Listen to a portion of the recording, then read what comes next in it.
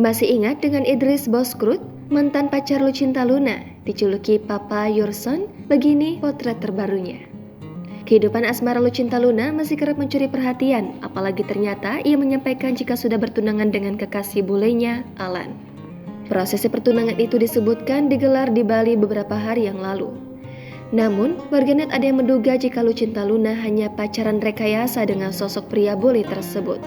Pemilik nama asli Muhammad Fattah itu memang sudah beberapa kali mengaku akan menikah, namun hubungannya selalu kandas di tengah jalan. Dulu, Lucinta Luna pernah menjalin hubungan dengan pria asal Turki bernama Idris Bozkurt. Lantas, seperti apa potret terbaru Idris Bozkurt, mantan pacar Lucinta Luna sekarang? Idris Bozkurt diketahui sempat dijuluki Papa Your Son oleh Lucinta Luna.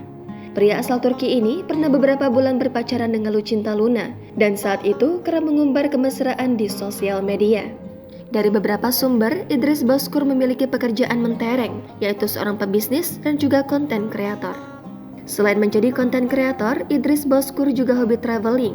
Terlihat akun Instagramnya kerap menampilkan saat liburan ke berbagai negara. Sosok Idris Bozkurt sempat viral karena mengaku tak tahu kalau Lucinta Luna adalah seorang transgender. Idris Bozkurt juga cukup terkenal saat pacaran dengan Lucinta Luna karena sering warawiri di televisi.